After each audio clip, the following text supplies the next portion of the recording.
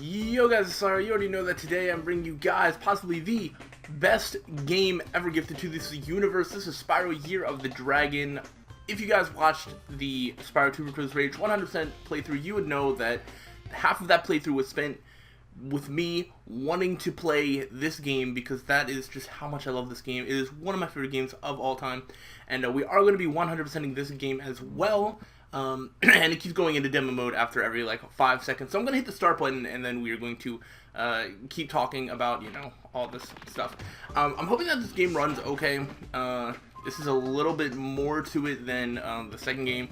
And I am also playing this off a disc, and I don't know if that's going to affect it at all, but hopefully my computer runs it okay. If there is some minor glitch, lag things, I'm just going to deal with it because I just really want to play this game and I really want you guys to experience this game with me. I am going to 100% this game.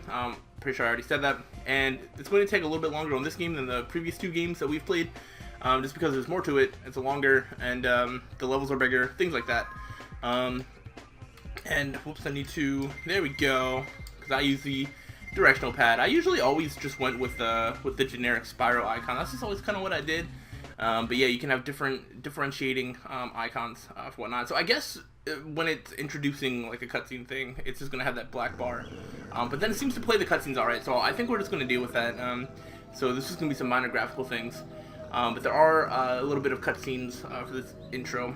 Actually, did test this game yesterday. I think I was playing it for a little bit, or 2 days ago, and it was working all right. But there isn't any talking in this cutscene, so I don't mind talking over it. I am going to let the characters talk a little bit more than I did in the previous game, just so there's a little bit more setup for the story. As you can see, there are some creatures stealing dragon eggs, which is essentially going to be the plot of this game. Oh boy. And then all the dragons wake up. Good guy, Hunter. And also that's just a really bad job of her. And then he trips. Oh boy. Okay. So this one's just a powerful villain emerges or something like that. Yeah. So it still gives you a flash of time to read it. We managed to capture the eggs, Your Highness. Every last one. Excellent. Maybe you will amount to something after all. Now, go guard the tunnels. Stop anyone from coming through.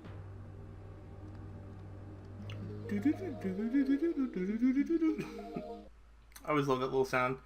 I think this one's called something a desperate rescue, or a desperate rescue begins. Yeah, because this guy got himself stuck, which is very unfortunate for him. The holes came out on the other side of the dragon worlds. We found some of the eggs, but they were too heavy to carry back. The other side of the world? The Forgotten Worlds. Spyro, you'll have to go. Nobody else can fit down the holes. Yeah, Spyro, you never grow in size. Also, I love that these holes lead to the other side of the world, that nobody has just like, the Spyro's just never accidentally fallen through, or, you know, like, Find the eggs and bring them back, Spyro. Like little dragon babies haven't just like fallen down by accident and just ended up on the other side of the world. So I don't understand that, because these holes seem to be pretty much everywhere.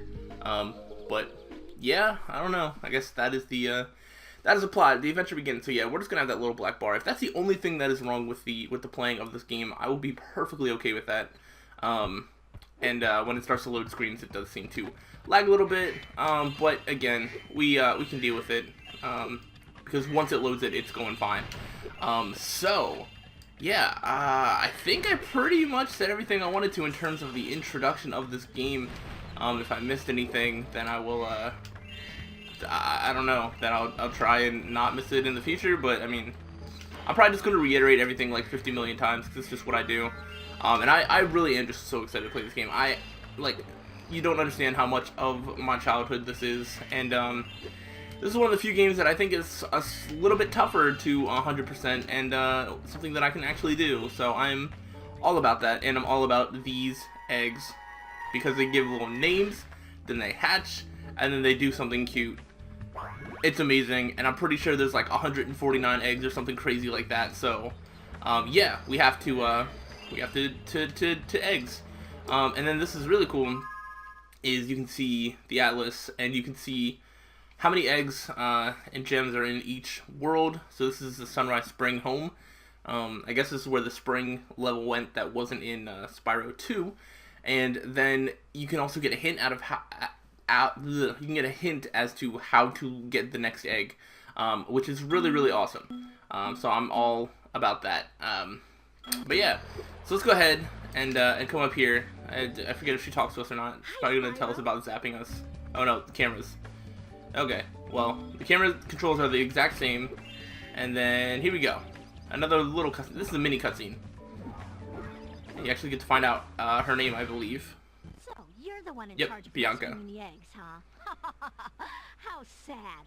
Look here, Dragon. If you know what's good for you, you'll turn around and crawl back up that hole you came through. Those eggs belong to us now, and I've hidden them in places you'll never find in 1,000 years. That's what you think. Besides, even if you could find an egg, our expertly trained armies will dispose of you and take it back. Yeah. Do I make myself clear? If I find you here again, I am going to be very angry. And you won't like me when I'm angry. Oh, we'll see about that, because I'm about to make you angry. So the first level here is Sunny Villa. However, we're not going to go to it yet because there's something else that we need to do to be able to 100% that level.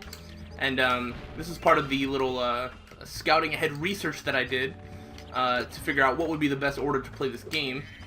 Because there is a trapped kangaroo and there's Moneybags. Of course, our good friend Moneybags, which means, of course, we're going to have to talk to him. But either way. Basically, I think it's going to repeat it again. So when we actually have 300 gems, we'll come back and we'll talk to them again. But basically, it's just like, oh, it's so nice to meet you. Business has been hard because you haven't been giving me all your money. And he's working for the sorceress, I believe he said. So we're going to learn to glide and get ourselves another egg. I just want to get some treasure in the homeworld, and our first level that we're going to do is actually right over there. I just found one of those portal thingamajigs that leads to a different world. All right. You'll have to glide to get across. Alright, well, we are going to glide to get across. Basically, we're doing this level because I think we can 100% this level, and we can do it and get enough gems. Shiny in that cave over there. Let's check it out. Alright. Wait, I don't think you give me anything for doing this, though. Right? Oh, I almost forgot. I found this egg. Oh, yeah. No, he does give me an egg. Alright. That's right. Coltrane. And he's like a dog. So yeah, I guess we're gonna go into that level. Cause I mean, I could keep this as like an introduction thing, but I mean, then we wouldn't actually be doing any levels. So also, yeah, the camera's still gonna be a little weird because my R2 button still gets stuck sometimes. I didn't invest in another controller. I'm sorry, but yeah, there's another egg over there that we can get. Oh, I thought there was a gem just kind of jumping right there. I do expect these episodes to be a little bit longer.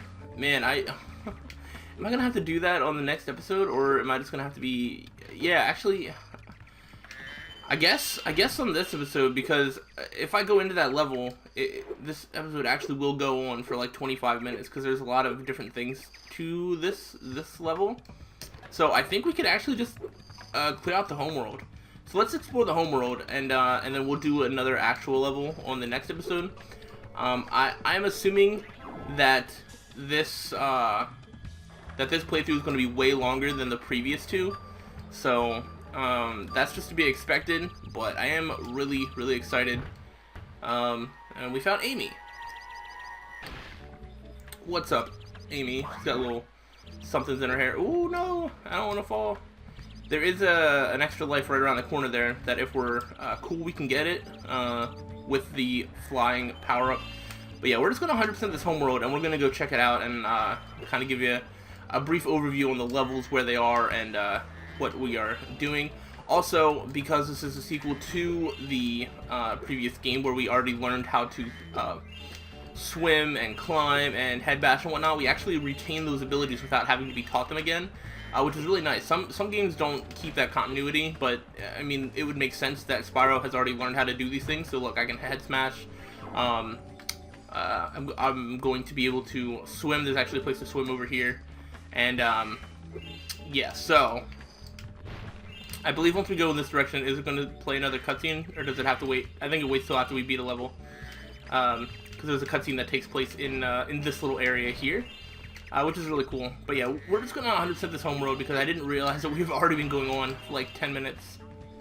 Also, something fun that I discovered is basically Hunter's there, and he's going to tell you about swimming, but I already know how to swim, so I'm just going to swim, and then magically...